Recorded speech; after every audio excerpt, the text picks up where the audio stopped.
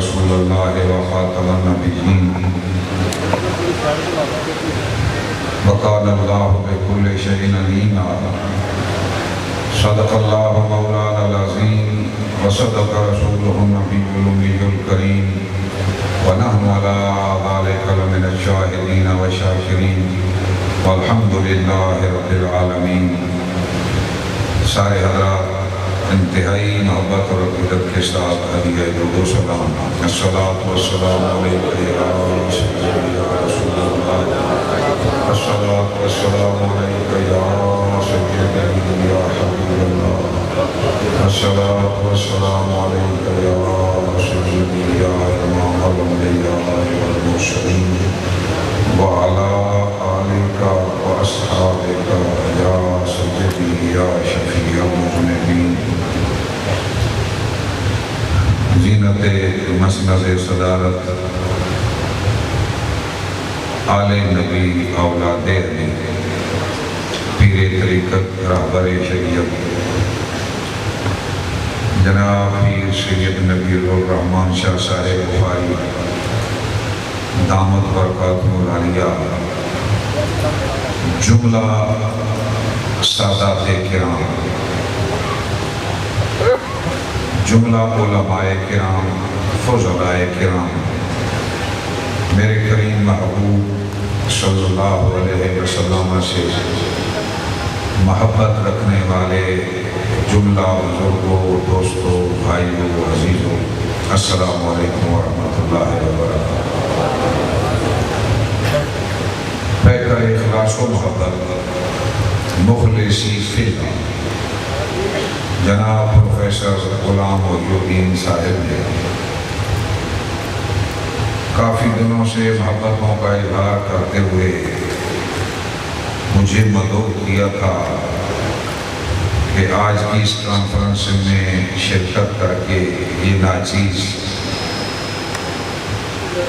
مسئلہ ختم نبوت اور خاص طور پر سپریم کورٹ آف پاکستان میں جو روداد ہے اس کیس کے حوالے سے کچھ گزارشات پیش کروں گا۔ پہلے تو میرا ارادہ تھا اس کریم کے در پہ 4 تاریخ کو عمرے کے لیے حاضری دوں گا، لیکن اب وہ ڈیٹ 28 پہ چلی گئی۔ دعا کریں اللہ کریم بار بار اس در کی حاضریاں نصیب کرتا ہے۔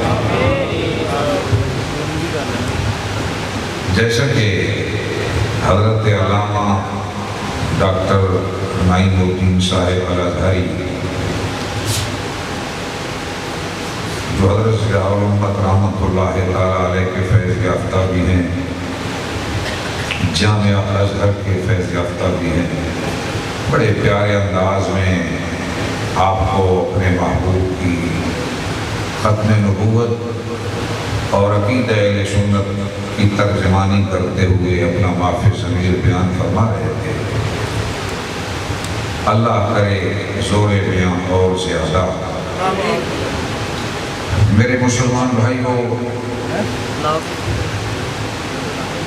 اللہ رب العزت کا ہم پہ کتنا شکر ہے، کتنا کرم ہے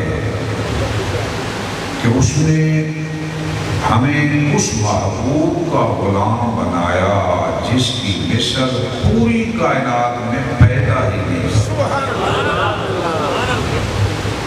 پوری کائنات میں جس کی مثل پیدا کوئی نہیں فرمایا۔ ہمارے آقا مولا صلی اللہ علیہ وآلہ وسلم بے شمار ایسی صفات سے نوازا جن میں حضور کا کوئی مثیل نہیں، لیکن میرے آقا مولا صلی اللہ علیہ وسلم کی شان ختم نبوت، یہ حضور سید عالم کی وہ عظمت ہے، وہ شان ہے کہ کم و بیش 1,24,000 پیغمبر ہوئے، اللہ رب العزت نے کسی رسول اور کسی نبی کو یہ شان عطا نہیں کی۔ سبحان اللہ۔ پوری کائنات میں تاجدار ختم نبوت ایک ذات ہے، تاجدار ختم نبوت ایک ذات ہے، اور وہ ہمارے آقا مولا صلی اللہ علیہ وسلم کی ذات گرامی کر رہے ہیں۔ مسلمانوں، اللہ رب العزت نے ہمارے پیارے آقا مولا صلی اللہ علیہ وسلم کو نہ صرف ختم نبوت کا تاج پہنایا، نہ صرف خاتم النبیین کا تاج آپ کے سر پہ سجایا، بلکہ ہر دور میں اللہ رب العزت نے اپنے محبوب کی شان ختم نبوت کا تحفظ بھی خود ہی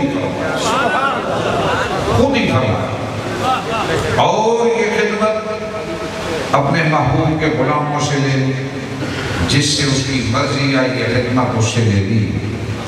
مسلمانوں، میں ایک بات ابتدا میں کرنا چاہتا ہوں، یہ وہ بنیادی اور بیسک بات ہے جس پہ آپ کی توجہ چاہیے، خاص طور پر وہ نوجوان جو سوشل میڈیا سے ریلیٹڈ ہیں، اسٹوڈنٹس ہیں، ان کی خدمت میں یہ گزارش ہے کہ یہ میری پہلی بات اس کو ذہن نشین کر لینا، یہ ایک سبق ہے، ایک درس ہے، اور ان چینلز پہ اس بات کو بطور سوال بھی بھیجنا جو چینلز میرے کریم محبوب کی ختم نبوت کی شان کے خلاف کام کر رہے ہیں۔ وہ بات کیا ہے کہ قرآن مجید کی سب سے بہترین تفسیر و تشریح وہ ہے جو اللہ کے محبوب نے فرمائی۔ اس کے مقابلے میں کوئی تعبیر، کوئی تفسیر و تشریح قابل قبول نہیں ہوگی، کیونکہ پیارے قرآن کا منصب اللہ کریم نے ہمارے پیارے آقا مولا صلی اللہ علیہ وسلم کو عطا فرمایا۔ تو اب دیکھنا یہ کہ اللہ کریم نے ہمارے محبوب کو خاتم النبیین کی نعمت سے نوازا، یہ تاج آپ کے سر پہ سجایا، اس کا مطلب اور مفہوم کیا ہے، اس کی تفسیر کیا ہے، تشریح کیا ہے، مقصود کیا ہے، اسے آئیے میرے کریم محبوب صلی اللہ علیہ وسلم کی حدیث، سیاہ ستہ کی حدیث ابن ماجہ کے اندر بھی موجود، جس کو علماء نے صحیح کہا، بعض نے اسے حسن کہا۔ وہ حدیث کیا ہے، اس کو ذہن نشین کر لو۔ اللہ کے محبوب فرماتے ہیں ہر نبی نے اپنی امت کو دجال کے آنے کی خبر دی، آگے ارشاد فرمایا انا آخر الانبیاء وانتم آخر الامم، فرمایا میں آخری نبی ہوں اور تم آخری امت ہو، لا محالہ دجال تمہارے اندر ظہور پذیر ہوگا۔ اس پوری حدیث میں یہ لفظ یاد رکھنے کے قابل ہے، انا آخر الانبیاء، میں آخری نبی ہوں، اس لیے میں کہا کرتا ہوں جہاں کہیں میرے کریم محبوب کی شان ختم نبوت تحریر کر رہے ہو اور خاتم النبیین کا لفظ لکھو، اس کے سامنے انڈر بریکٹ آخری نبی کا لفظ ضرور لکھا کرو۔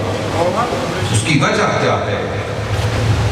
بد باطلوں نے یہ تو تسلیم کر لیا خاتم النبیین کا لفظ قرآن میں موجود ہے، لیکن اس کے معنی میں وہ فاسد تعبیرات کی جو میرے نبی کریم صلی اللہ علیہ وسلم کے بیان کردہ اس معنی کے مقابلے میں کوئی حیثیت نہیں رکھتی، لیکن فاسد تعبیرات کا سہارا اس لیے لیا کہ اپنے لیے جگہ بنانا مخصوص تھا۔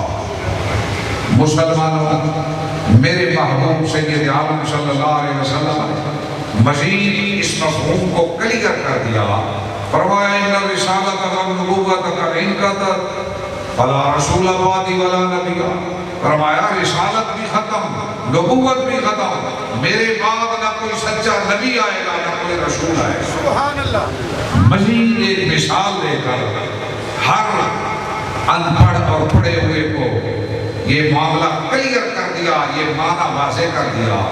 کتنی پیاری مثال دی، فرمایا انما مثلی و مثل الانبیاء من قبل کمثل رجل بنا بیتا فحسنہ اجملہ الا موضع لبن فی ذلک فجعل الناس يطوفون به ويعجبون له ويقولون الله وضع هذا اللبن فانا اللبن وانا خاتم النبیین.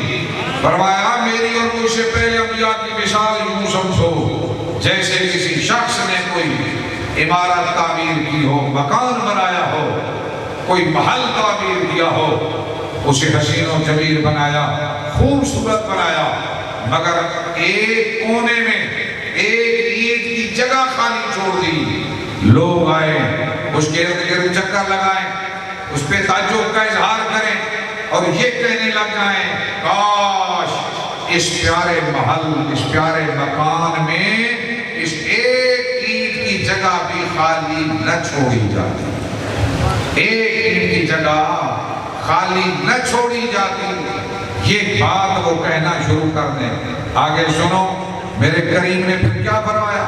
فرمایا فانا اللہ بنا، فرمایا اس محل نبوت کی آخری عید میں محمد رسول اللہ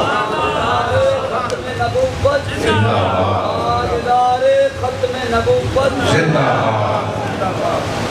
آخری عید مکمل ہو گئی، محل نبوت، قصر نبوت مکمل ہو گیا، تمام ہو گیا. اب کسی کی کوئی گنجائش نہیں. اتنی واضح مثال دے کر مانا تو حضور نے کلیئر کر دیا.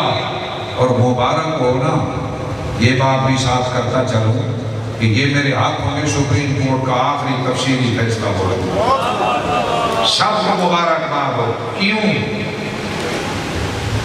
1450 سال ہونے کو ہیں، میرے کریم محبوب نے جو مانا اس وقت بیان فرمایا خاتم النبیین کا، میرے رب کا کرم، مصطفیٰ کی نظر عنایت کہ وہی مانا 2024 میں سپریم کورٹ آف پاکستان نے بھی کلیئر کر دیا.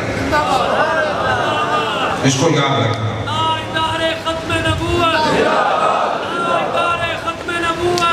پیراگراف نمبر 12 یہ بات سمجھنے والی ہے اور ہمیشہ یاد رکھنا، اور یہ بنیادی بات ہے. اپنے بچوں کے سینوں میں بٹھا دو تاکہ کوئی ڈاکو حملہ آور نہ ہو. کیوں؟ اگر دنیا میں رہنا ہے تو کچھ بنیادی بات ہے. میں بار بار دوہرا رہا ہوں اس لیے کہ یہیں سے رکھنا ڈالا گیا. تعمیلات فاصلہ کا سہارا لے کر لوگوں نے اندر گھسنے کی کوشش کی. آؤ سنو سپریم کورٹ نے کیا لکھا. امت کا اس پر اجماع کلی قطعی ہے کہ خاتم النبیین کے معنی آخر النبیین، یہ معنی کلیئر ہو گیا.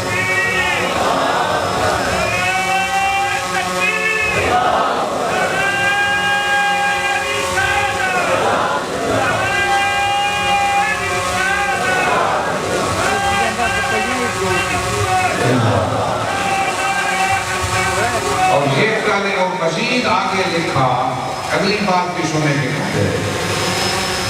کہ یہ کلمات قرآنی قطعی الثبوت ہونے کے ساتھ ساتھ قطعی الدلالت بھی ہیں. یعنی قرآن میں موجود بھی اور اس سے مراد بھی ہمارے پیارے آقا مولا صلی اللہ علیہ وسلم کی ذات ہے، اور حضور کا آخر النبیین ہونا کلیئر ہے. اگلی بات، مرزا قادیانی کی ساری تعبیرات فاسدہ، سارے جو پاپڑ اس نے پھیلے آج تک اس کے چہرے وہ انداز اختیار کیے ہوئے ہیں، اس کا کلا کما بھی اس فیصلے سے ہو گیا. میرے رب کا شکر ہے. کیا مزید عدالت نے آگے لفظ لکھے کہ یہ لفظ غیر معول ہیں، یعنی تعبیر کوئی نہیں ہو سکتی. آخر النبیین ہی مانا ہے اور کوئی تعبیریں نہیں ہوں گی جو مہر لگانے کا کاروبار اس نے شروع کر دیا ہے. آگے لہذا لفظ خاتم پر لفظی ابحاث قطعی غیر متعلقہ بے محل اور ناقابل توجہ ہیں۔ آگے امام غزالی کی اپنی عبارت وہ بھی ساتھ لکھ دی، ان کا نقطہ نظر بھی لکھ دیا۔ پہلی بات تو میں یہ کرنا چاہتا ہوں، ذہن نشین کرو خاتم النبیین کا معنی آخر النبیین ہے۔ یہ بچوں کو بھی سمجھاؤ، آنے والی نسلوں کو بھی سمجھاؤ۔ میرے نبی کے غلاموں، اور ان چینلز پہ ایک سوال بھی ڈال دو جو حضور کی شان ختم نبوت کے خلاف کام کر رہے ہیں، کہ اگر تمہارا دعویٰ ہے کہ ہم قرآن کو مانتے ہیں، تمہارے نبی کے فرمان کو مانتے ہیں، آؤ ہمارے نبی کا فرمان تو یہ ہے انا آخر الانبیاء، میں آخری نبی ہوں، تو پھر تعویلات کا سہارا لینے کی کیا ضرورت پڑی؟ دوسری بات کہ اتنا معنی کلیئر کرنے کے باوجود میرے کریم محبوب نے بے اعلام اللہ تعالی اخبار غیب اپنی امت کو دے دی اور ارشاد فرمایا کہ 30 جھوٹے آئیں گے، 30 جھوٹے آئیں گے، کلہم یزعم انہ نبی، ہر ایک کہے گا میں نبی ہوں، سیکون فی امتی 30 کذاب، فرمایا 30 جھوٹے آئیں گے، ہر ایک کہے گا میں نبی ہوں، انا خاتم النبیین لا نبی بعدی، آخری نبی تو میں ہوں، میرے بعد رب نے کوئی نبی بھیج نہیں۔ یہ بات بھی امت کو بتا دی کہ آئیں گے۔ میرے محبوب کے دور اقدس میں ایک ظالم کھڑا ہو گیا جس کا نام اسود انسی تھا، اس نے دعویٰ نبوت کر ڈالا اور لوگوں کو بلایا، ان میں میرے محبوب کے غلام حضرت ابو مسلم خولانی بھی آ گئے، ان کو بھی طلب کر لیا اور کہا، کیا کہا کہ ابو مسلم مجھے یہ بتا، اتشہد ان محمد رسول اللہ، کیا تو یہ گواہی دیتا ہے محمد اللہ کے رسول ہے؟ حضرت ابو مسلم خولانی نے فرمایا، نعم انا اشہد ان محمد رسول اللہ، فرمایا میں گواہی دیتا ہوں محمد اللہ کے رسول ہیں۔ کہا اتشہد انی رسول اللہ، کیا یہ بھی گواہی دیتا ہے کہ میں اللہ کا رسول ہوں؟ تو حضرت ابو مسلم نے فرمایا، انا اسم، میرے کان ان میں یہ بات آتی ہی، میرے کان اس کو سنتے ہی نہیں ہیں۔ سمجھ گیا، اپنے ماننے والوں کو آرڈر جاری کیا، پیروکاروں سے کہا ابو مسلم کو پکڑو، دہکتی آگ میں جا کے ڈال دو۔ حضرت ابو مسلم کو لے جایا جا رہا تھا، میرے محبوب کے ختم نبوت کے پیرادار آنگن شہادت دے رہا تھا، اشہد ان محمد رسول اللہ، اشہد ان محمد رسول اللہ، جا کے آگ میں ڈال دیا۔ پر یاد رکھو، آگ بھی تو کسی کی پابند ہے کہ کوئی نہ، آگ بھی تو کسی کی پابند ہے کہ کوئی نہ، اس کی مالک بھی کوئی ذات رستی ہے۔ آگ کو آرڈر ہوا، میرے محبوب کی ختم نبوت کے پہرادار کو نہیں جلا سکتی، کوئی گزر نہیں پہنچا سکتی۔ آپ صحیح و سلامت باہر آ گئے، آگ گلو گلزار بن گئی۔ اب جگ ہنسائی سے بچنے کے لیے دوسرا آرڈر جاری کیا اشپاسنسی نے، کہا ابو مسلم اب تو یہاں یمن کی سرزمین پہ نہیں رہ سکتا، تجھے جلا وطن کیا جاتا ہے، چھوڑ دے زمین کو۔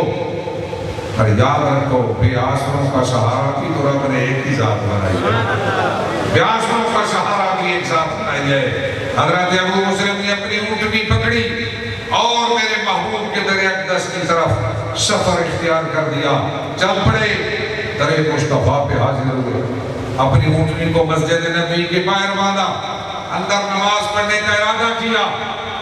کوئی تاڑنے والی نگاہ اندر بھی کھڑی تھی، تاڑنے والے بھی قیامت کی نظر رکھتے ہیں۔ حضرت فاروق اعظم کی عقابی نگاہ پڑ گئی، پوچھا بھائی کہاں سے آئے ہو؟ حضرت ابو مسلم نے کہا یمن کی سرزمین سے۔ فرمایا اس سرزمین سے جہاں ہمارے محبوب کے غلام کو دہکتی آگ میں ڈالا گیا، اللہ کریم نے آگ کو اس پہ گل و گلزار بنا دیا، اسے بھی تو پہچان جائے۔ حضرت ابو مسلم نے کچھ اشارے کنائے میں بات کرنے کی کوشش کی نا، حضرت فاروق اعظم کی عقابی نگاہ سمجھ گئی، فرمایا لگتا ہے وہ شخص تو ہی ہے۔ لگتا ہے وہ کوئی شخص ہے. اب حضرت تو مسلم نے تسلیم کر لیا. اب سنو وہ فاروق اعظم جن کی غیرت کا عالم یہ تھا، کعبۃ اللہ کا طواف کرتے ہوئے حجر اسود پہ پہنچے تو حجر اسود سے خطاب کیا، حجر اسود مجھے پتہ ہے تو کالا پتھر ہے، اگر میرے محبوب سید عالم نے تجھے بوسہ نہ دیا ہوتا عمر کبھی تیرا بوسہ نہ لیتا.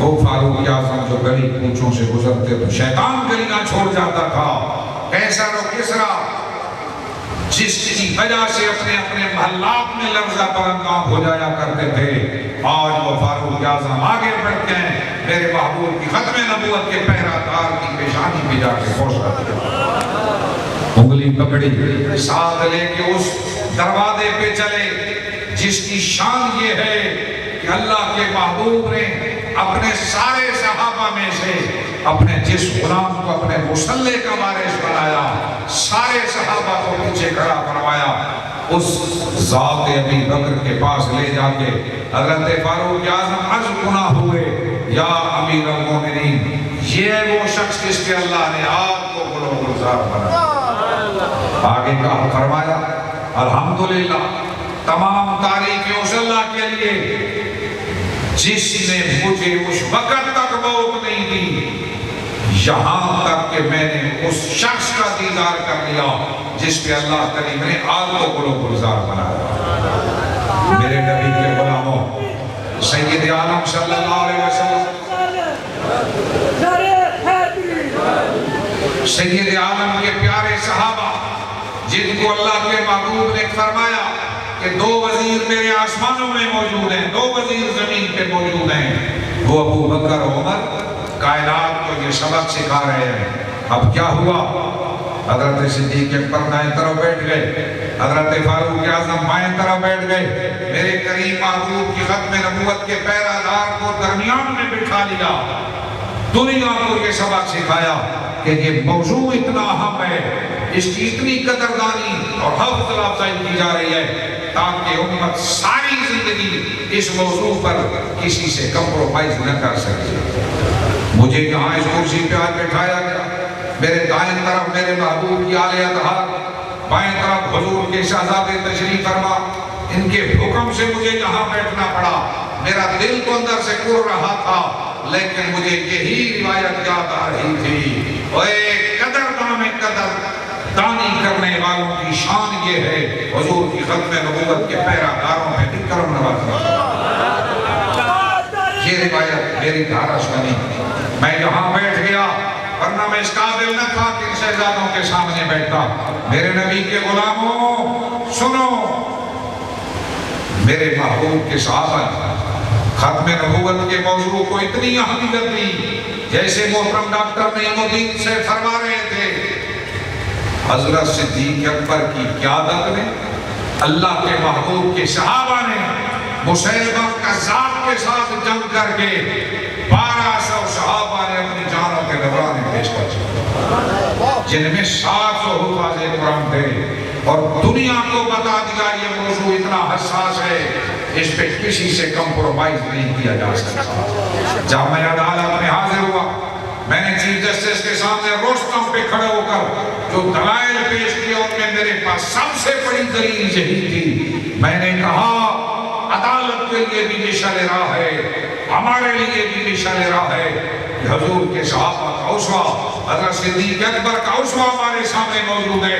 حضرت صدیق اکبر اور جملہ صحابہ کرام نے مسیلمہ کذاب کو اس کے اپنے نجی گلے میں بیٹھ کر ختم نبوت کے خلاف سرگرمیاں جاری رکھنے کی اجازت نہیں دی. پتہ چلا یہ عوامی اور نجی مقامات کا فرق جو عدالت پیدا کر رہی ہے، عدالت کے سامنے تو حضور کے صحابہ کا اسوہ موجود ہے کہ ان کے ذاتی گلے میں بھی بیٹھ کر ختم نبوت کے خلاف سازشیں جاری رکھنے کی اجازت نہ صدیقیت پڑھنے کی نہ ساز ہے۔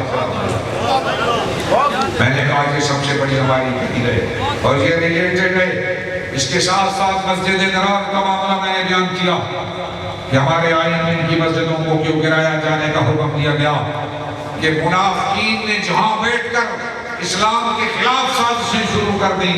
اسلام کا مزاج یہ ہے کہ اللہ کے حکم سے حضور کے صحابہ نے مدینہ پاک کی سرزمین پر مسجد کے نام سے جو تعمیر ہونے والی عمارت تھی اس کو جا کے ملیہ میٹ کر دیا، منہدم کر دیا اور گرا دیا۔ اسلام یہ نہیں چاہتا، یہ غیرت مند مذہب ہے اس کے مقابلے میں کوئی متوازی نظام قائم کر دیا جائے۔ اگر دنیا کی کوئی سٹیٹ وہ سٹیٹ کے خلاف ایک بات نہیں سن سکتی، اسلامی سٹیٹ کیسے؟ اگر ریاست کی رٹ کو چیلنج نہیں کیا جا سکتا تو قرآن کی رٹ خاتم النبیین کو بھی چیلنج نہیں کیا جا سکتا۔ میرے نبی کے غلاموں، لیکن سلسلہ جاری رہا، سازشیں جاری رہیں۔ حضور نے جو فرمایا تھا 30 جھوٹے آئیں گے، پر صغیر پاک و ہند نے مرزا قادیانی نے جب جھوٹا دعوی نبوت کر دیا، اللہ کریم حافظ تو خود ہے، میرا ایمان ہے اللہ کریم خود محافظ ہے۔ حضور سید عالم کی شان ختم نبوت کا، لیکن ہر دور میں حضور غلاموں سے خدمتیں ملی، ان کے لیے باعث اعزاز بننا ہے۔ اللہ کریم نے اس وقت مرزا قادیانی کے لیے جس ذات کو منتخب فرمایا وہ میرے نبی کے شہزادے سرکار گولڑا حضرت سید پیر میر علی شاہ کی ہستی تھی۔ آپ حجاز مقدس میں تشریف فرما تھے، ارادہ تھا بقیہ زندگی یہاں گزاروں گا، لیکن جب انہیں یہ احساس ہوا اور انہیں اشارہ مل گیا کہ یہاں ایک فتنہ اٹھنے والا ہے، سرکار گولڑا نے مکہ و مدینہ کو خیر آباد کہا، برے صغیر واپس آ کر منٹو پارک یا مینار پاکستان موجود ہے، بادشاہی مسجد ہے، یہاں نبی کا شہزادہ 3 دن تک چیلنج دیتا رہ گیا مرزا کو، لیکن وہ ظالم میدان میں نہ آ سکا۔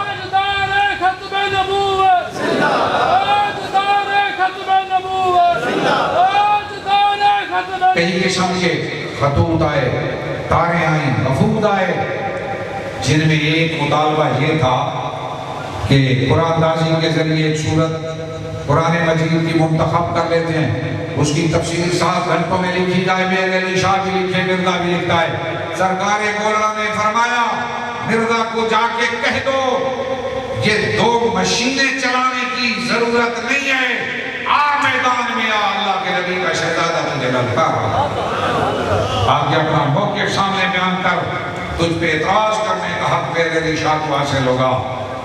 پھر فرمایا کہ مرزا سے یہ بھی جا کے کہہ دینا، اپنا نام نہیں دیا، فرمایا مرزا سے جا کے یہ بھی کہہ دینا آج بھی اللہ کے نبی کے ایسے غلام موجود ہیں، اگر اشارہ کریں تو قلم خود بخود لکھنا شروع کر دیں، اپنا نام نہیں دیا۔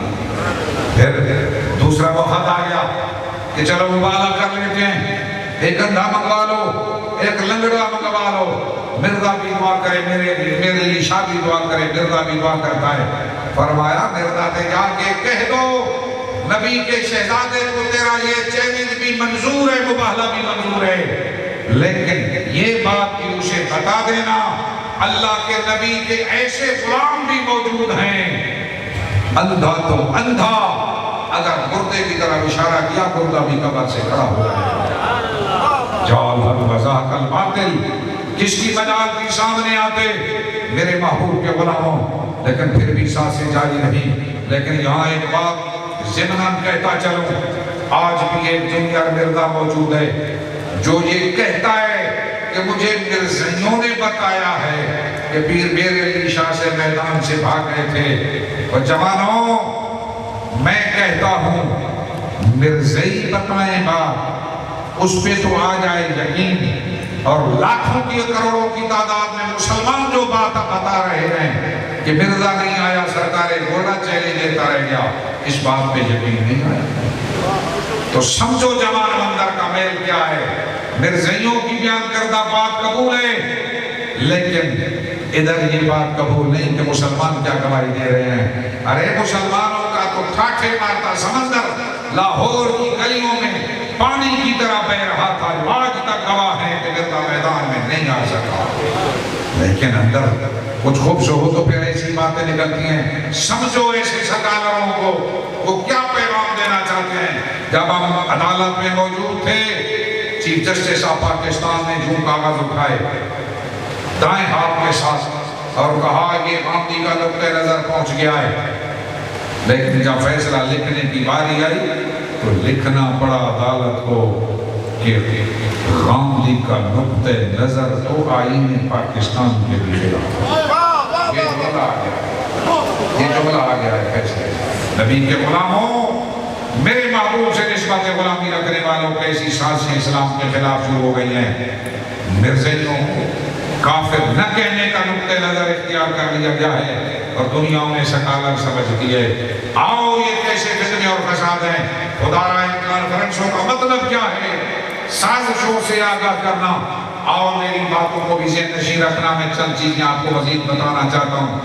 آنے والے وقتوں میں ہو سکتا ہے آپ کو کام دیں، کسی عدلیہ میں، کسی انتظامی عدالت میں پھر یہ سازشیں شروع ہو سکتی ہیں، کیونکہ پہلے بھی جاری رہی۔ سرکار گورنر نے اتنی شکستیں فاش دی، لیکن اس کے باوجود بھی ہیلا سازیاں جاری رہی، شیطان کی ریشہ کمانیاں جاری و ساری رہی۔ لیکن نبی کے غلام ہر وقت اللہ کے محبوب کی ناموس اور ختم نبوت کے لیے جانوں کے نذرانے پیش کرتے چلے آئے، میدان میں اترتے چلے آئے۔ جب مولانا عبد الستار خان نیازی کو عدالت نے یہ حکم سنایا،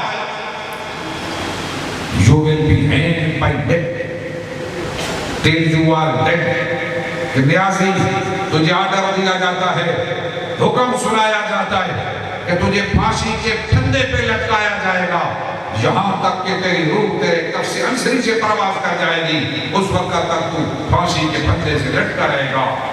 جب جج نے یہ فیصلہ سنایا، عبد الستار خان نیازی گونج اٹھے، کہا مجھے ایک موت کا ڈر سنایا جا رہا ہے، اگر عبد الستار نیازی کی لاکھ جانیں ہوتی اللہ کی نبی کی عزت پہ وہ بھی قربان کر دیا۔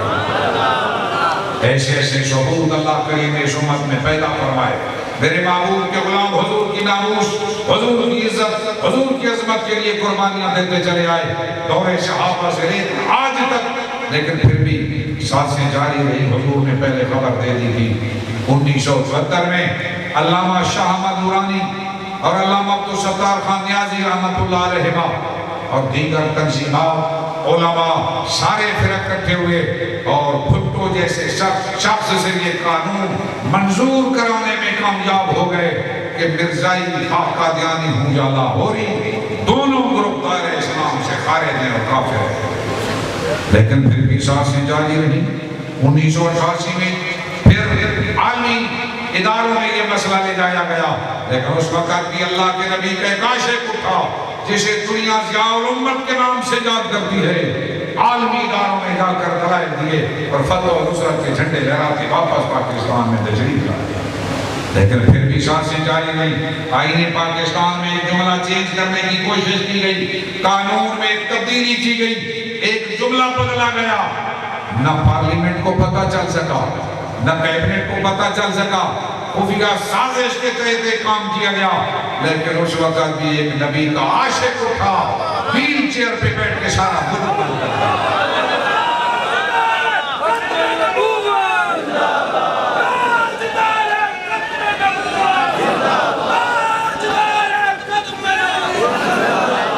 حضرت ضیاء الامت کے جانشین فرماتے ہیں کہ میں نے شاہد خاقان عباسی سے کیبنٹ کی میٹنگ میں دو حرفی بات کر دی۔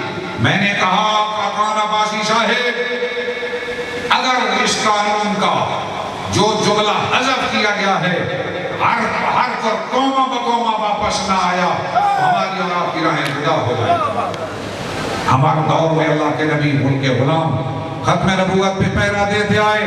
اب اس دور میں آپ نے دیکھا عدلیہ کی راہ لی، ایک نئی سازش شروع ہو گئی، حتیٰ کہ اعلیٰ عدلیہ سپریم کورٹ تک جا پہنچے، ایک فیصلہ لینے میں کامیاب، ریویژن میں بھی ان کو ریلیکس دے دیا گیا، دوسرا فیصلہ لینے میں بھی کامیاب، مرزائی بغلیں بجا رہے تھے اور ان کی پشت پہ ہاتھ رکھنے والے بھی خوش تھے، پوری دنیا کے اندر مسلمان سرنگو ہو گئے، ہم پریشان ہو گئے، عرضی شعور پریشان ہو گیا، لیکن اس وقت بھی چیلم کی سرزمین پہ بیٹھ کے ایک سکالر کہہ رہا تھا، خوشی کا اظہار کرتے ہوئے تالی پہ ہاتھ رکھا اور کہا فیصلہ آ گیا ہے مرزائیوں کے حق میں، اب دیکھیں کہ مولوی چینج کرائیں گے تو پتہ چلے گا، پھر ہم کلپ میں جاری کروں گا۔ داڑھی پہ ہاتھ رکھ کے بڑے فخری انداز میں خوشی کا اظہار کر رہا تھا اور ساتھ جملہ کہتا ہے ان کے بابے تو شے کوئی نہیں، ایک چٹکی میں سارے بابوں پہ اپنی طرف سے تلوار چلا کے رکھ دیتا ہے، نہ غوث اعظم کوئی شے، نہ خواجہ اجمیری کوئی شے، نہ سرکار گولڑا کوئی شے، نہ سرکار بھیرا کوئی شے، نہ پیر پٹھان کوئی شے، نہ سیال شریف کوئی شے، اور میں پوچھتا ہوں نہ داتا علی حجویری کوئی شے، ایک چٹکی بجائی جاتی ہے، جوانوں سنو انداز گستاخانہ کتنا ہے کہ بابے تو شے کوئی نہیں۔ میں نے کہا ہمارے بابے تو بڑی شے تھے، ایک خواجہ اجمیری نے 90 ہندو کو کلمہ پڑھا دیا، ایک داتا علی حجویری نے پورے پنجاب میں اسلام کا پیغام پہنچا دیا، ایک غوث اعظم نے پوری دنیا میں اسلام کا پیغام پہنچا دیا، دلوں کی دنیا بدل کے رکھ دی۔ ہمارے بابے تو بڑی شے تھے، بابوں کے نوکر تیرے سامنے بیٹھے فیصلہ چینج کرا دیا۔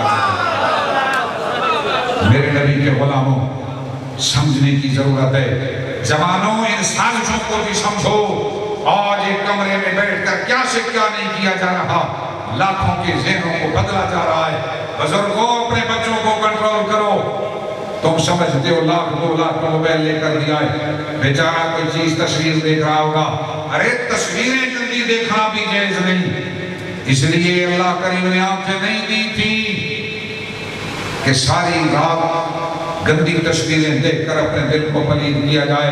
خدا را جوانوں سنو میری بات، اللہ کے نبی کے صحابی کی بصارت چلی گئی، آنکھوں کی بینائی چلی گئی، صحابہ کرام حاضر ہوئے افسوس کے اظہار کے لیے، میرے محبوب کے صحابی کہتے ہیں بھائیو زیادہ پریشان نہ ہو، افسوس نہ کرو، کہا کیوں نہ کریں، آپ کی بینائی چلی گئی، فرمایا مجھے یہ تو بتاؤ آنکھیں تھیں کس لیے، رب نے آنکھیں کس لیے عطا کی تھی، فرمایا آنکھیں عطا کی تھی دیدار مصطفیٰ کے لیے، جب میرے محبوب پردہ فرما گئے مجھے آنکھوں کی ضرورت دکھائی۔ آج جوان سوچ آنکھ کس لیے تھی، آنکھ کس لیے ہے، اللہ کریم پوچھے گا یہ امانت کس لیے دی ہے۔ ہمیں حضرت ضیاء الحق اکثر فرمایا کرتے تھے، نگاہ پاک تو دل بھی ہے پاک تیرا، کہ حق نے کیا ہے دل کو نگاہ کا پیرا۔ خدا را اس بات پر بڑی توجہ دینے کی ضرورت ہے، محفلوں میں سکون نہیں آتا، لوگوں کو قرآن پڑھنے سے لطف نہیں آتا، حضور کی حدیث سننے اور پڑھنے کا وقت نہیں ملتا، وجہ کیا ہے؟ نگاہیں پلید ہو چکی ہیں۔ خدا را سرکار نے فرمایا تھا علی لا تطب نظرت و نظرتا، ایک نگاہ کے بعد دوسری نگاہ نہیں پڑھنی چاہیے، فَإِنَّ لَكَ الْأُولَىٰ وَلَيْسَ، تو پھر موبائل پہ کیسے نگاہ کو کنٹرول کرو گے، دل میں روحانیت کیسے پیدا ہوگی؟ خدا را اس بات کی طرح بھی خصوصی توجہ دینے کی ضرورت ہے، اور اس موبائل کو کسی اہم کام کے لیے استعمال کرنے کی ضرورت ہے۔ آؤ اپنے علماء کے کلم جاری کرو، بزرگان دین کے اقوال جاری کرو، اللہ کے محبوب کے فرامین عام کرنے کی کوشش کرو۔ آج ہر بندہ یہ ارادہ کر کے جائے کہ روزانہ کم از کم ایک اچھی اور خیر کی بات دنیا میں شیئر کروں گا روزانہ۔ ہم بھی تو کچھ کریں، باطل والے کمروں میں بیٹھ کے کیا سے کیا نہیں کر رہے، عالم باطل ہر کوشش کر رہا ہے اسلام کو مٹانے کے لیے۔ محمدی ہو آؤ نبی کے مشن کو اٹھانے کے تم بھی تل جاؤ۔ مسلمانوں میں عرض کر رہا تھا جب یہ کیس شروع ہوا تو فیصلے حق میں چلے گئے، ہم اس لیے بھی پریشان تھے کہ 7 ستمبر آنے والا ہے، 50 سال ہونے والے میں قانون بنائے گئے کو اور گولڈن جوبلی ہے۔ ہم پریشان تھے کہ عوام کے سامنے کیا بیان کریں گے۔ ہمارے بزرگوں کی 50 سالہ کاوشوں پہ پانی پھیر دیا گیا تھا، سارے قانون کی تاثیر ختم ہو گئی تھی۔ خدا کہا ہے سخت پریشان تھے، میں تو 3 مہینے اسی کام میں لگا رہا، ایک آدمی سے رابطے کرتا رہ گیا کہ یہ کیا ہوگا ہمارے ملک میں۔ مسلمانوں ہم تو پریشان تھے، کچھ لوگ بغلیں بجا رہے تھے اور وہ خوش تھے، لیکن اللہ کا کرم ہوا، ابھی 7 ستمبر نہیں آیا تھا کہ وہ فیصلہ عدالت واپس لے چکے۔ ہم 7 ستمبر کو سر اٹھا کے دنیا کو مبارکباد دے رہے تھے کہ اللہ کا شکر ہے ہمارے بزرگوں کی جو کاوشیں اور کوششیں تھیں اللہ کریم انہیں غیر مؤثر نہیں رہنے دیا۔ تاجدار ختم نبوت، آہو کے غلاموں ختم نبوت، زندہ باد زندہ باد۔ ہوا کیا، ادھر سے تیسری دفعہ عدالت نے نوٹس جاری کر دیا، اللہ کے نبی کا یہ غلام، یہ ناچیز مکہ المکرمہ کی سرزمین پہ عمرہ کی خاطر حاضر تھا۔ ابھی 5 دن ہوئے تھے، شام کے بعد میرے بیٹے نے مجھے کہا ابا جان یہ نوٹس آ گیا سپریم کورٹ کی طرف سے 22 اگست کو پھر سے مارک کے لیے کیس مقرر کر دیا گیا ہے، آپ کا نام بھی موجود ہے اس میں۔ مسلمانوں میں نے وہ ساری کاروائی سنی، میں نے وہ ساری تفصیلات سنی۔ عشاء کی نماز کا ٹائم کیا ہوا، میں نماز میں کھڑا ہوا، میرے رب کریم کا کرم دیکھو، میرے ذہن میں ان کے فیصلے کا جواب رب نے ڈال دیا۔ ایسی ایسی جزیات آ گئیں اور ایک شعر میرے ذہن میں وہاں آیا، میرے رب کا کرم تھا، وہ بھی میں نے عدالت میں پہنچ کے سنایا۔ میں نے ارادہ کیا، طواف کیا، صبح سویرے در مصطفیٰ پہ حاضری دی، میرے کریم محبوب کے در اقدس پہ بیٹھ کے التجائیں کی، کل 4 نمازیں وہاں ادا کی، ٹکٹ چینج کروا کے راتوں رات اللہ کے محبوب کے در سے روتی آنکھوں کے ساتھ یہ شعر کہتے ہوئے یہ غلام روانہ ہوا۔ اے ساکن سبز محل دے منت لیسوں کے کائنا، کرو وعدہ والا درد ملیسوں کے کائنا۔ محبوب کے غلاموں کیا ہوا، میں پاکستان پہنچا، ایک عمرہ چھوڑ کے آیا، 3 عمرے مجھے بھیج، تو مجھے اعلیٰ حضرت کا یہ شعر یاد آتا ہے، ہر روز یاد آتا ہے۔ میرے کریم نے جب غلاموں کے سینوں کو معمور فرمایا، سینے چھلک پڑے، امام اہل سنت بول اٹھے، میرے کریم سے اگر قطرہ کسی نے مانگا دریا بہا دیے ہیں تو بے بہا دیے ہیں۔ کوئی آگے دیکھے تو صحیح، کوئی در مصطفیٰ پہ جھک کے دیکھے تو صحیح، کوئی لو لگا کے دیکھے تو صحیح۔ آج تک تاریخ میں ایک ایسا نہیں آیا جس نے غلامی نبھانے کی کوشش کی اور میرے محبوب اس کے سینے کو معمور کر۔ میرے نبی کے غلاموں، میں وہاں سے کیوں دوڑا، سرکار گورا کا مشن میری آنکھوں کے سامنے تھا۔ میں نے سوچا نبی کا شہزادہ اگر وہ حرمین پاک کو چھوڑ سکتا ہے، یہ مشن اتنا اہم ہے، شیر خان تو کس بات کی بولی ہے کہ یہاں بیٹھا ہے، کس منہ کے ساتھ در مصطفیٰ پہ حاضری دے گا۔ میں نے مکہ شریف سے ارادہ کر لیا، در مصطفیٰ پہ حاضری دے کر وہاں سے چلا، یہاں سپریم کورٹ میں حاضر ہوئے، روسٹم پہ آپ کے میں نے چیف جسٹس کے سامنے اور بھی 2 جج موجود تھے، یہ شعر پڑھا۔ میں نے کہا سب سے پہلے میں ایک شعر سنانا چاہتا ہوں، بعد میں دلائل شروع کروں گا۔ علامہ اقبال نے آپ کے فیصلے کا جواب مدتوں پہلے دے دیا۔ علامہ اقبال لکھتا ہے، الفاظ کے پیچوں میں الجھتے نہیں دانا، الفاظ کے پیچوں میں الجھتے نہیں دانا، غواص کو مطلب ہے صدف سے کہ گھر سے۔ چیف جسٹس نے کہا یہ غواص کا مطلب کیا ہے؟ میں نے کہا علامہ بتا گئے کہ عقل مند اور دانا لوگ لفظی پیچیدگیوں میں نہیں الجھا کرتے، لفظی پیچ و خم میں نہیں گم ہو جاتے، وہ مقصد پہ نظر رکھتے ہیں، وہ روح پہ نظر رکھتے ہیں۔ جیسے تیراک اگر سمندر میں اتر جائے وہ یہ نہیں دیکھتا سپی پیلی کون سی ہے، سفید کون سی ہے، کالی کون سی ہے، وہ تیراک موتی پہ نظر رکھتا ہے، موتی کی سپی میں موجود ہے۔ علامہ ہمیں سکھا گئے کہ ہمیشہ مقصد پہ نظر رکھو، روح پہ نظر رکھو، لیکن سپریم کورٹ کا فیصلہ اس میں قانون کی روح کو پیش نظر نہیں رکھا گیا، آئین کا مقصود پیش نظر نہیں رکھا گیا۔ سپریم کورٹ نے اپنے دائرہ اختیار سے تجاوز کیا ہے۔ سپریم کورٹ کا کام ہے فقط مبہم لفظ کے ابہام کی تشریح کر سکتی ہے۔ سپریم کورٹ نئی کنڈیشن نہیں لگا سکتی، نئی شرط نہیں لگا سکتی، سپریم کورٹ کوئی ایسی تشریح نہیں کر سکتی جو قانون اور آئین کی روح کے خلاف ہو۔ میں نے کہا 298 پڑھ کر دیکھو، پارلیمنٹ نے قانون بنایا، اس میں جنرل ورڈز یوز ہوئے، اس کے اندر الفاظ مطلق تھے، ان کے اندر قید نہیں لگائی جا سکتی، ان کے اندر کوئی امینڈمنٹ نہیں لائی جا سکتی، کوئی کنڈیشن نہیں لگائی جا سکتی۔ میں نے کہا آپ نے ہمیں شرعی رہنمائی کے لیے بلایا ہے، ہمارے شرعی اصول قاعدے اور ضابطے کیا ہیں؟ المطلق و جدری علی اطلاقہ ہی، باشی کل کلام و ریاجلہ ہی، الامور بمقاصدہا۔ میں نے یہ 3 قواعد پہ پیش کی کیونکہ مجھے معلوم تھا پیچھا فیصلے لکھوانے والوں میں کوئی عربی دان بھی موجود ہے۔ مسلمانوں، میں نے کہا میں نے اپنے وکلا سے بھی مشورہ کیا ہے اور یہ بات میرے ذہن میں اتری مکہ شریف میں دوران نماز۔ میں نے کہا یہ عوامی اور نجی کا فرق پارلیمنٹ نے تو بیان نہیں کیا تھا، یہ وجودات سپریم کورٹ نہیں بڑھا سکتی۔ اگر ضرورت ہے ان قواعد اور ان وجودات کو بڑھانے کی تو سپریم کورٹ خود نہ بڑھائے، واپس پارلیمنٹ کو بھیجے، آیا پارلیمنٹ اس میں یہ وجودات بڑھاتی ہے کہ نہیں بڑھاتی، یہ اختیار پارلیمنٹ کا ہے، سپریم کورٹ اس میں کوئی تبدیلی نہیں کر سکتی۔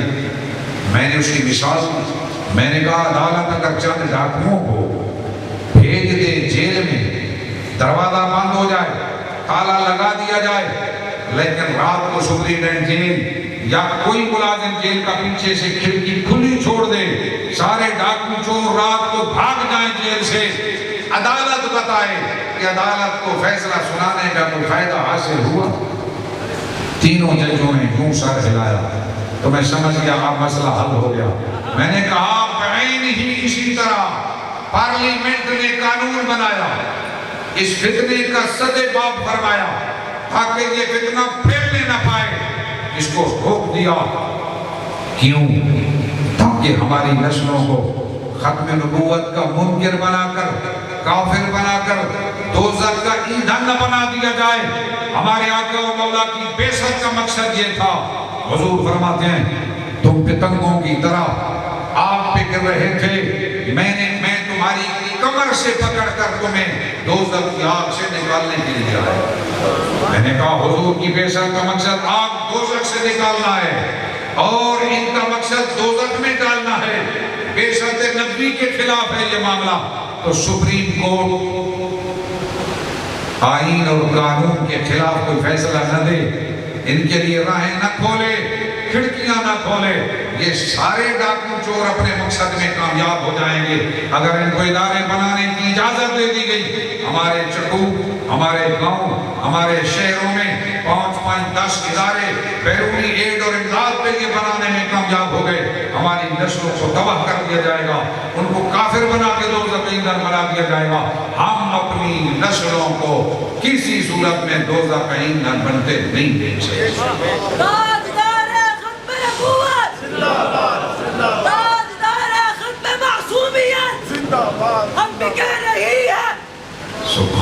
اچھا میرے نبی کے غلاموں، دوسری بات میں نے تقریباً 50 پیراگراف تھے، ان کے جوابات میں تحریر کر کے لے گیا، سارے میں یہاں نہیں بیان کر سکتا، وہ میں نے فائل پہ جمع کروا دی سپریم کورٹ کی فائل پہ۔ اس میں نے ایک اور پہ اللہ کا کرنا دیکھو، میں کہتا ہوں نا میرے کریم رب نے خود محبوب کی ختم نبوت کا تحفظ ہمیشہ فرمایا ہے۔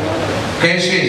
میں نے کہا جناب آپ نے جو فیصلہ لکھا اس میں 39 نمبر پیراگراف، اس بات کو ذہن نشین رکھنا جوانوں، کیونکہ مغرب زدہ ذہنیت کے صحافی کئی لوگ یہ بات کرتے دکھائی دیتے ہیں کہ دوسری اقلیتوں کو، یہودیوں اور عیسائیوں کو ادارے کھولنے کی اجازت ہے، مرزائیوں کو کیوں اجازت نہیں؟ اللہ کا کرم دیکھو، میں نے کہا آپ نے جو فیصلہ خود تحریر کیا اس کے اندر 39 نمبر پیراگراف کے اندر آپ نے خود لکھا کہ جسٹس سلیم اختر نے ایک اکثریتی فیصلے پہ اتفاقی نوٹ جاری کرتے ہوئے یہ لکھا ہے، سنو جملہ، کہ مرزائیوں کا معاملہ دیگر اقلیتوں سے مختلف ہے کیونکہ یہ الگ مقام پہ کھڑے ہیں، دوسری اقلیتوں پہ ان کو قیاس نہیں کیا جا سکتا، یہ آلریڈی فیصلہ آ چکا ہے۔ میں نے کہا کہ اس میں ایک دلیل بھی لکھی گئی اور یہ بھی سپریم کورٹ کی دلیل، فیصلہ پاکستانی لا، عالمی قانون، وہ کیا ہے کہ کوئی کمپنی دوسری کمپنی کا ٹائٹل استعمال نہیں کر سکتی۔ اس میں مثال کیا دی گئی کہ کوکا کولا کی کمپنی 7 اپ کا ٹائٹل یوز نہیں کر سکتی۔ میں نے کہا اگر کوکا کولا کی کمپنی دوسری کمپنی کا ٹائٹل استعمال نہیں کر سکتی تو مرزائی مسلمان کا ٹائٹل کیسے استعمال کر سکتا؟ مسلمان کا ٹائٹل عالمی قانون کی خلاف ورزی ہے، ملکی قانون کی خلاف ورزی ہے۔ میں نے کہا ان سے پوچھو مسلمان کی جو تعریف آئین میں موجود ہے کیا اس کو تسلیم کرتے ہیں؟ اس میں تو حضور کی آخری نبی ہونے پہ ایمان لانا ضروری ہے۔ میں نے کہا جو آئین کو مانتے نہیں، مسلمان کی تعریف کو مانتے نہیں، جو آئین کے باغی ہیں، وہ ایک آئینی عدالت سپریم کورٹ میں انصاف لینے کیسے آ سکتے؟ یہ ان کے سوال ہونا چاہیے۔ دوسری بات میں نے یہ کہی کہ ان کا نقطۂ نظر یہ ہے، آپ سب ذہن نشین رکھو، اور وہ بچے سکولوں کے جن کو گمراہ کیا جا رہا ہے ان کو دور کرنے کی بجائے، اگر بھی پڑھتا ہوں آپ کے سامنے ان کا پیراگراف، تو بچوں کو کیا پتا دنیا نے برگلا لیا مظلوم بن کر، ان تک یہ باتیں پہنچاؤ جو تمہارے دوست سمجھو کہ وہ گمراہ ہو رہے ہیں، ان تک یہ چیزیں پہنچاؤ تاکہ خدا کرے وہ واپس آئیں۔ میرے کریم محبوب جس کے آپ غلام ہیں اس کی شان دیکھو، ابو جہل جیسے بدبخت دشمن کے بیٹے کو بھی دوزخ میں نہیں جانے گا، وہ تو وہ کریم صاحب ہے۔ ابو جہل کی بہو حاضر ہوئی فتح مکہ کے موقع جو کیا عرض کیا، سارے فتح اہل مکہ کے لیے کہہ دیا اللہ تسلیم علیکم الیوم، تو کیا ابو جہل کے بیٹے کے لیے بھی کوئی معافی ہو سکتی ہے؟ حضور نے فرمایا ہاں آج ابو جہل کے بیٹے کو بھی معافی مل سکتی ہے۔ حضور ایک ایک کو واپس لائے، واپس لانے کی کوشش کرو، گمراہ کر دیا گیا ہے بچوں کو اور کیا جا رہا ہے، اس پہ محنت کرنی ہوگی۔ یہ کانفرنس کے انعقاد کا مقصد یہ ہے۔ میں سلام کرتا ہوں پروفیسر غلام الدین صاحب کو، ان کے پیر و مرشد متصل علی کو، جنہوں نے یہ اہتمام کیا، اتنا خرچہ کیا، کس لیے؟ رات گئے تب ہم کیا بیان کر رہے ہیں اور آپ کیا سو رہے ہیں، تیاری کی جا رہی ہے۔ ہمیں حضرت جلالت نے فرمایا تھا بیٹا اپنے آپ کو ہر وقت تیار رکھنا، جس وقت دروازہ کھٹکایا جائے نا اور آپ کو بلایا جائے، یہ نہ کہنا کہ میری تو بھی تیاری کوئی نہیں، میں نہیں آ سکتا، میدان میں کود جایا کرو، پہلے سے ہی تیاری رکھا کرو۔ آؤ میرے نبی کے غلاموں، انہوں نے کیا کہا؟ میں نے کہا جناب یہ بات بھی ذہن نشین رکھیے، ان کا نقطۂ نظر یہ مرزا بھی لے گیا، اس کا بیٹا بھی لے گیا، بعد والے بھی قائل ہیں کہ جو آدمی مرزا کو نبی نہیں مانتا وہ کافر ہے اور پکا کافر ہے، اور ساتھ یہ بھی لکھ دیا کہ وہ کنجریوں کی اولاد ہے، نعوذ باللہ من ذالک، وہ کنجریوں کی اولاد ہے۔ زبان دیکھو جو استعمال کی۔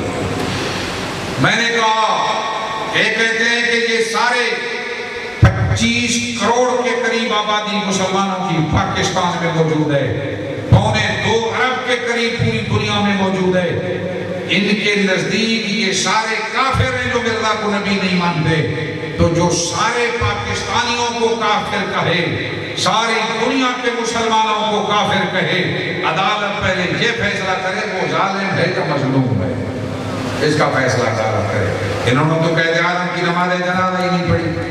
پھر میں نے کہا صرف یہ نہیں جناب، اتنی بات ہے کہ آپ چیف جسٹس آف پاکستان ہیں، اگر کوئی شخص سپریم کورٹ کے باہر کسی بلڈنگ میں بیٹھ کر یہ کہے کہ ملک میں اظہار آزادی رائے کا قانون جاری و ساری ہے، پوری دنیا میں جاری ہے، اور وہ شخص اپنے گھر میں بیٹھ کے یہ دعویٰ کر دے کہ میں چیف جسٹس آف پاکستان ہوں، تو کیا ہم اس کو تسلیم کر لیں؟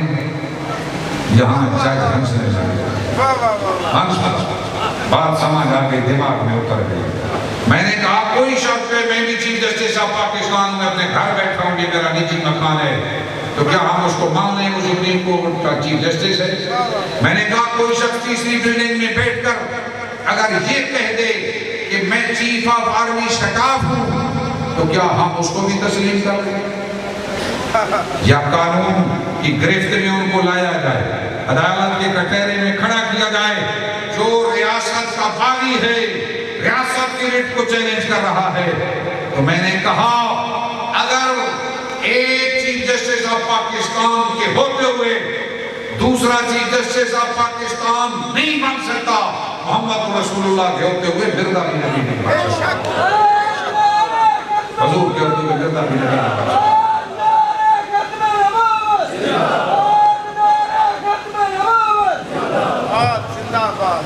میں نے کہا جناب کہ صرف ختم نبوت کے منکر نہیں، میں وہ باتیں بیان کرنے لگا ہوں، عدالت کے علم بھی نہ تھی اور انہوں نے یہ بیان بھی کیا ہے اپنے فیصلے سے۔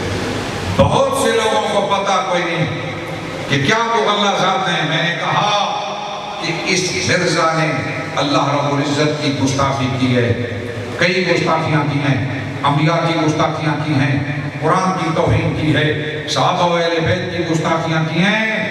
میں نے کہا اس نے لکھا ہے خدا تو وہ ہے جو چوروں کی طرح تمہارے پیچھے آئے گا۔ اس نے لکھا کہ میں نے عالم کشف میں دیکھا کہ میں خدا ہوں، پھر مجھے یقین ہو گیا میں خدا ہوں۔ پھر مرزا نے اللہ رب العزت کے بارے میں وہ جملے لکھے، میں یہاں اس محفل میں بیان نہیں کر سکتا۔ صفت رجولیت کے بارے میں جو تذکرہ لکھا وہ علماء کو بیان کیا جا سکتا ہے، عوام کے سامنے بیان نہیں ہو سکتا ہم سے کہ رب کریم کی کتنی توہین کی ہے۔ اس نے ہمارے آقا مولا کی توہین کرتے ہوئے لکھا میں عین محمد ہوں، پھر لکھا محمد سے آدمی آگے بڑھ سکتا ہے، اس نے لکھا محمد سے وحی میں غلطی ہو گئی، اور لکھا میں آدم ہوں، میں نوح ہوں، میں شیش ہوں، میں ابراہیم ہوں، میں یعقوب ہوں، میں یوسف ہوں، میں موسیٰ ہوں، میں عیسیٰ ہوں۔ میں نے کہا سارے انبیاء پہ ہاتھ پھیر دیا، پھر کہتا ہے یوسف کنانی کے پیچھے کیوں دوڑتے ہو؟ یوسف سے بڑھ کے تو یہ مرزا تمہارے اندر موجود ہے رسول اللہ علیہ وسلم۔ پھر لکھا کہ عیسیٰ کے پیچھے کیوں جاتے ہو؟ نعوذ باللہ من ذالک، نقل کفر نباشت۔ کہا عیسیٰ تو شرابی تھا۔ مردے کاڑے کتے پہ لعنت، مردے کاڑے کتے پہ لعنت، مردے کاڑے کتے پہ لعنت، مردے کاڑے کتے پہ لعنت، مردے کاڑے کتے پہ لعنت، مردے کاڑے کتے پہ لعنت۔ پھر میں نے کہا کہ جناب جھائیتو لگتے رہ گئے، یہ کیا ہے؟ میں نے کہا یہ باتیں لکھی ہوئی اور میں ریٹن لے کے گیا تھا اپنے ساتھ، تحریر کی، وہ میں نے سپریم کورٹ کی فائل میں جمع کروائی تھا کہ آئندہ آنے والا ہر جج اس سے آگاہ ہے یہ کیا کہہ گئے، وہ حصہ بن چکی ہے فائل کا۔ وہاں آگے سنو، میں نے کہا مرزا نے لکھا ہے کہ عیسیٰ شرابی تھا، عیسیٰ کی 3 دادیاں اور نانیاں نعوذ باللہ من ذالک زانیہ تھیں۔ اس ظالم نے لکھا حضرت مریم علیہ السلام کے خلاف رومانٹک قصے بیان کیے، پھر لکھنے بھی آیا تو لکھا تم مردہ علی کے پیچھے کیوں دوڑتے ہو؟ یہ زندہ علی مرزا کی شکل میں تمہارے اندر موجود ہے۔ پھر اہل بیت کے بارے میں لکھا حسن حسین کے پیچھے کیوں جاتے ہو؟ حسن حسین کوئی نبی تھے، میں مقام نبوت پہ فائز ہوں، صد حسین در گریبانم، 100 حسین تو میرے گریبان میں موجود ہے۔ وہ اس ظالم نے کیا نہ لکھا جج تکتے رہ گئے، لیکن اللہ کا کرم یہ ہوا اس فیصلے میں وہ آیا جو آج تک نہ قانون میں موجود تھا نہ آئین میں موجود تھا۔ وہ میں آپ کو پڑھ کے سناتا ہوں۔ میں نے کہا جناب اگر آپ ان کو اجازت دے دیں گے کہ یہ اپنے ادارے قائم کر سکتے ہیں، یہ تعلیمات ان اداروں میں پڑھائی گئی، جو بچہ وہاں سے پڑھ کے نکلے گا اور باہر آ کے یہ بات بیان کرے گا، لوگ اس کی گردن اتار دیں گے، ملک میں قتل و غارت کا بازار گرم ہو جائے گا۔ خدا را اس ملک پہ کرم کیجئے، ان کو ادارے کھولنے کی اجازت نہ دیجئے اور ان کو آئین اور قانون کا پابند بنا دیجئے۔ پھر آخر میں نے دیکھا اللہ کے محبوب نے فرمایا من رأى منكم منكرا فليغيره بيده وإن لم يستطع فبلسانه وإن لم يستطع فبقلبه۔ محبوب کا فرمان ہے جس کے پاس طاقت اور پاور ہے اپنی طاقت سے برائی اور منکر کا کلا کما کر دے، روک دے۔ جس کے پاس طاقت نہیں وہ زبان سے روکے، جو زبان سے نہیں روک سکتا وہ دل سے برا جانے۔ میں نے کہا آپ کے پاس پاور ہے، طاقت ہے، آپ اس فتنے کا سدے باب کیجئے۔ کوئی FIR درج کروائے یا نہ کروائے، کوئی تنظیم احتجاج کرے یا نہ کرے، ریاستی اداروں کی اپنی ذمہ داری ہے کہ وہ ان کو قانون اور آئین کا پابند بنا دیں۔ میں نے کہا جانا نہیں جناب، جانا نہیں، آج فیصلہ کر کے جانا، آج کلیئر کر کے یہ مسئلہ جانا ہے۔ اس کی وجہ کیا ہے؟ پورا ملک پریشان ہے، اور 298 کے آخر میں یہ جملہ قانون میں لکھا ہے، یاد رکھنا اس جملے کو، اس پہ میں نے بڑا فوکس کیا، اس نے بڑا کام دیا، آپ بھی یاد رکھنا، کہیں کوئی مسئلہ کھڑا ہو، ہمارا آلریڈی قانون میں یہ جملہ موجود ہے کہ مرزائی کسی صورت میں مسلمانوں کے مذہبی جذبات کو مجرور نہیں کر سکتے، ورنہ 3 سال سزا ہوگی۔ میں نے کہا عدالت دیکھے تو صحیح پورے ملک میں کیا مذہبی جذبات مجروح ہوئے ہیں کہ نہیں۔ اسلام آباد تو سارا روڈوں پہ آ چکا ہے، ہماری گاڑیاں پھنس گئی، ہم موٹر سائیکلوں کے ذریعے یہاں سپریم کورٹ تک دوڑ کے پہنچے راہگیروں کے ساتھ۔ حالت یہ ہے، پورا ملک پریشان ہے، مذہبی جذبات مجروح ہیں۔ اس ایک جملے کی وائلیشن بھی 3 سال کی سزا اس کو متعین کرتی ہے کہ مسلمانوں کے جذبات تو مجروح ہو چکے ہیں۔ اس لیے مہربانی کیجئے، خلف شار سے نکالیے، آج فیصلہ کر کے جائیے۔ چیف جسٹس بولا مفتی صاحب پھر آپ بھی وعدہ کریں کہ فیصلہ بھی میرا آج سن کے جائیں۔ کہا آپ کی بات ہمیں سمجھ آ گئی۔ ایک جملے میں کہا 2 منٹوں میں آپ نے بات ختم کر دی۔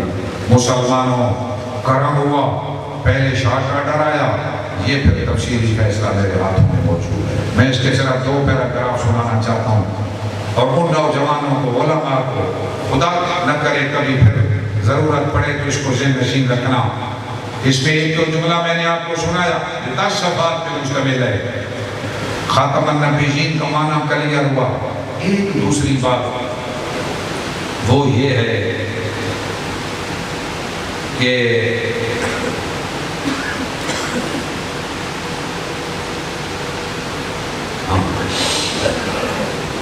سپریم کورٹ نے لکھا کہ تفصیلی دلائل سننے کے بعد وفات کی درخواست منظور کرتے ہوئے عدالت اپنے حکم نامہ مورخہ 6 فروری 2024 اور فیصلے مورخہ 24 جولائی 2024 میں تشریح کرتے ہوئے معترضہ یعنی تمام قابل اعتراض پیراگرافوں کو حذف کرتی ہے۔ اگلی بات کہ آئندہ بھی کوئی وکیل کسی عدالت میں ان فیصلوں کا کوئی پیراگراف اس کا حوالہ دے تو اس کو یہ کہنا کہ سپریم کورٹ کے آخری فیصلے میں یہ لکھ دیا گیا ہے کہ ان حذف شدہ پیراگرافوں کو نظیر کے طور پر بھی پیش نہیں کیا جا سکتا۔ خدا نہ کرے کبھی کوئی دھوکہ دے کسی کو، جس کو اس فیصلے کا علم نہ ہوگا نا تو وہ پچھلا کوئی نہ کوئی فیصلہ اٹھا کے، کیونکہ چھپتے آتے ہیں یہ ان کے ہاں۔ آگے لکھا جب یہ مقدمہ پہلے سنا گیا تھا، اللہ کا کرم ہوتا ہے تو پھر ایسے جملے آ جاتے ہیں، میں تو سمجھا میں کہ یہ ہمارا کوئی کمال نہیں، بس پیچھے سے اشارہ سسٹم چینج. تو لطیف کوسا کو ہٹا دیا اس نے، ہٹ جا روستم سے، جس نے چیف جسٹس ریٹائر صدیقی کو کہا روستم خالی کر دے. جب تک میں گفتگو کرتا رہا چپ کر کے تینوں جج بیٹھے رہے اور تکتے رہ گئے. میں بھی سمجھ رہا تھا یہ پیچھے سے کوئی کنٹرول ہے. دو وکیل کھڑے ہو گئے اور کہا جناب آپ نے مفتی صاحب کو اتنا ٹائم دے دیا ہے، ہم ان سے پہلے آئے ہوئے ہمیں ٹائم نہیں دیا. چیف جسٹس مجھے کہنے لگا مفتی صاحب بتائیے ان دونوں کو عدالت سے باہر نہیں نکال دو.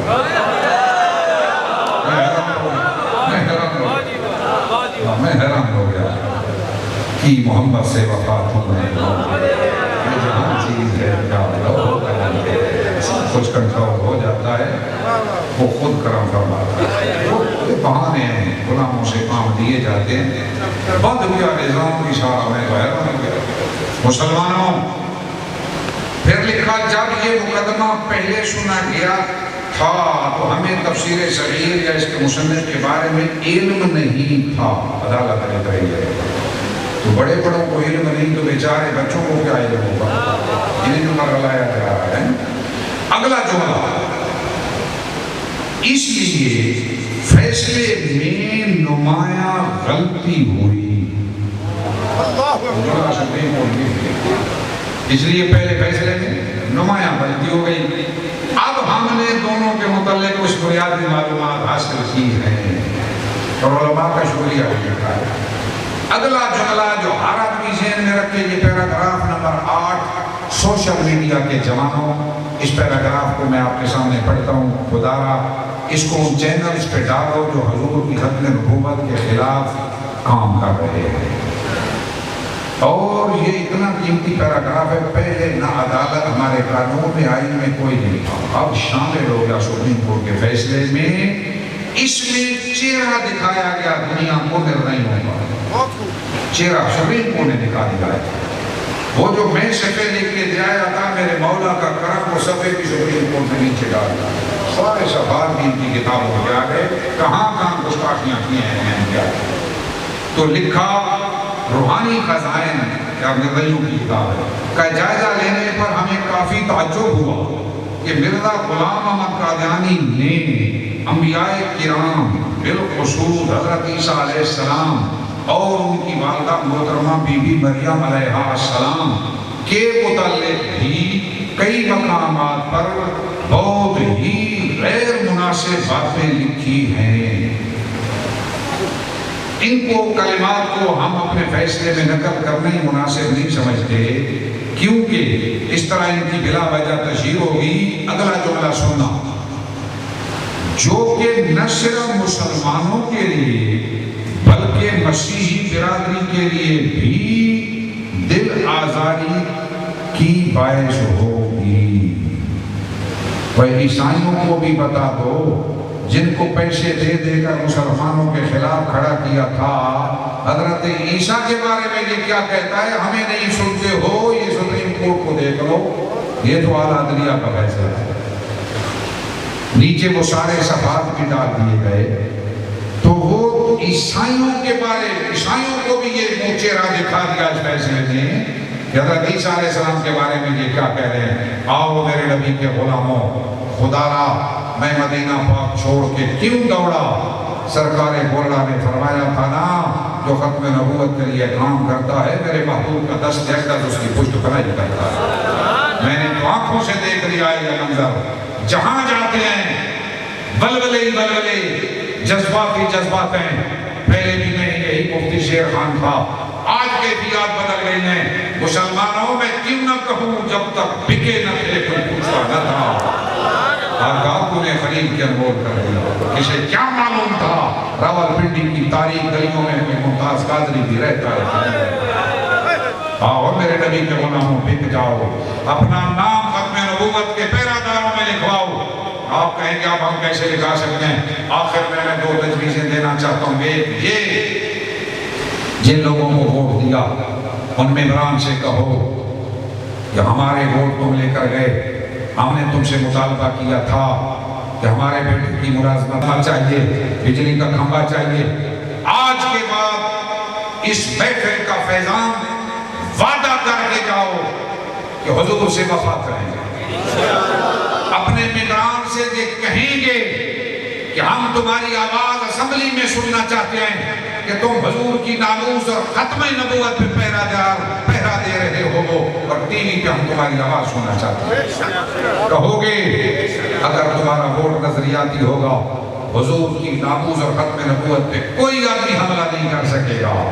جیسے بیٹے کی ملازمت نہیں لگتی نا تو پوچھتے ہو، شکوا کرتے ہو، اگر حضور کی ناموس کے لیے ممبر کام نہ کرے تو اس سے بھی پوچھا کرو ووٹ ہم نے کس لیے دیا تھا۔ نام مصطفیٰ پہ بک جاؤ، کیوں؟ حضور فرماتے ہیں سارے نبیوں کو ایک مقبول دعا عطا ہوئی، ہر نبی نے وہ دعا اپنی زندگی میں مانگ لی، لیکن میں نے وہ دعا بچا کے رکھی ہے۔ میرے کریم کس کے لیے؟ آل اولاد کے لیے، اپنی ذات کے لیے نہیں۔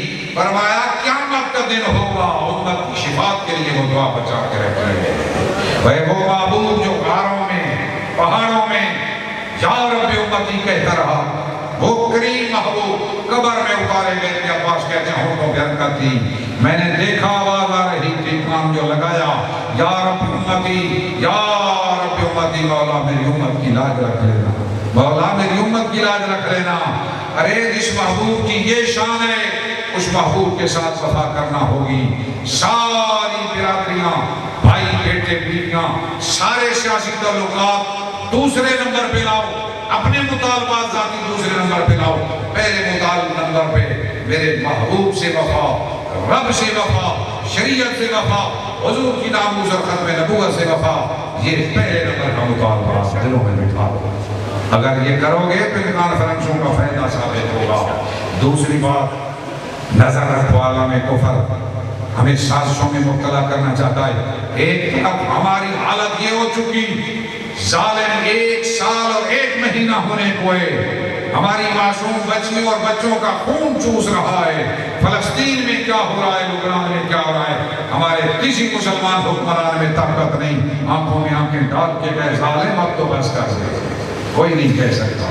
بیرونی طاقتوں کو دیکھا، سارا سال بمباری ہوتی رہی، وہ نہ چیخے، ایران نے 2 بم پھینکے تو سارے چیخ پڑے، ساروں کی آواز آنے شروع ہو گئی۔ حضور نے سچ فرمایا تھا، کفر ملت واحدہ، کفر ایک پیج پہ ہے، سارا کفر ایک پیج پہ ہے۔ خدا را ہمارے حکمرانوں نے تیاری نہ کی، جوانوں آپ میں سے کل کوئی حکمران بن جائے۔ میرا یہ میسج آپ تک پہنچایا جب میں پہنچا رہا ہوں، کوئی کرنل جنرل بن جائے، کاش ہمارے پہلے بھی اس پہ عمل کرتے۔ وَعِدُّ لَهُمْ مَا اسْتَطَعْتُمْ، کہ تم جتنی طاقت ہے ان کافروں کے لیے تیاری کرو، ان کے لیے تیاری کرو۔ قرآن کہہ گیا، مصطفیٰ کا فرمان کہہ گیا، لیکن ہم نے تیاری نہ کی۔ آج امت مسلمان کے پاس میزائل ہوتے، عالمی فضائی برتری ہوتی، یہ حالت نہ ہوتی جو دنیا میں بدماش دندن آ رہا ہے۔ پوری امت نرغے میں ہے، پریشانی میں ہے، پتہ نہیں ان پہ کیا گزر رہی ہے، خدا جانتا ہے کیا حال ہے۔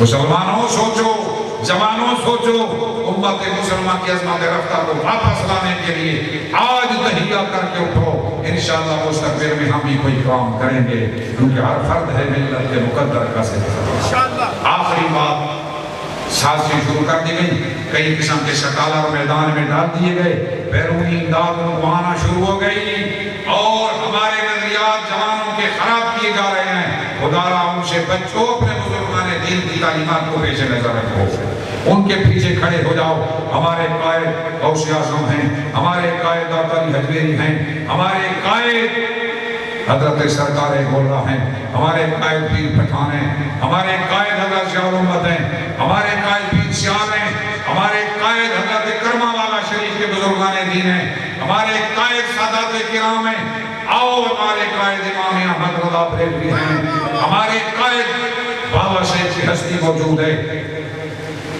حضرت قبلہ عالم کی ہستی موجود ہے، ہمارے قائد یہ ہیں۔ ہم سکالروں کے پیچھے چل کے اپنا ایمان نہیں کمانا چاہتے، پتہ نہیں آپ بھی کس گڑھے میں گریں گے اور ہمیں بھی لے ڈوبیں گے۔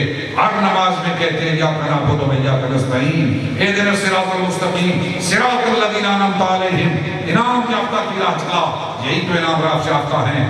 آخری بات یہ، کچھ لوگ کھڑے کر دیے گئے جو صرف اہل بیت کی بات بیان کرتے ہیں، صحابہ کے بارے میں حدیثیں چھوڑ جاتے ہیں۔ کچھ وہ ہیں صحابہ کی شان میں حدیثیں بیان کرتے ہیں، اہل بیت کے اطہار کی عظمت میں حدیث چھوڑ جاتے ہیں۔ خدا را میں ذمہ داری کے ساتھ کہہ رہا ہوں، 14 صدیاں ہونے کو ہیں، اہل سنت والجماعت کا ہمیشہ یہ در امتیاز رہا۔ ہمارے بزرگوں نے ہمیشہ اہل بیت کی عظمت کا جھنڈا بھی اٹھایا ہے اور صحابہ کی عظمت کا جھنڈا بھی۔ ہم اہل بیت کے بھی غلام ہیں، ہم حضور کے صحابہ کے بھی غلام ہیں۔ کیوں؟ قرآن کی ایک آیت بیان کر کے تقریر ختم کرتا ہوں۔ حضور فرماتے ہیں میں نے دعائیں کی، 2 قبول ہوئی، 1 قبول نہ ہوئی۔ میں نے جو قبول نہ ہوئی سے مراد ہے، فرمایا مجھے روک دیا گیا۔ وہ کون سی دعا تھی؟ میں نے عرض کی مولا میری امت میں جھگڑا نزاع نہ ہو، مجھے روک دیا گیا۔ ایک روایت میں ہے جبریل امین آئے اور کہا کہ امت کا اینڈ اور آخر تلوار سے ہوگا۔ جھگڑے تو ہوتے رہیں گے، بڑے بڑوں میں ہوئے، آستانوں پہ ہوئے، بزرگان دین میں ہوئے، حتیٰ کہ صحابہ کرام میں بھی اختلافات ہوئے، جنگوں تک ہو گئی، لیکن سنو اہل ایمان کے ساتھ ایک نرمی برتی جائے۔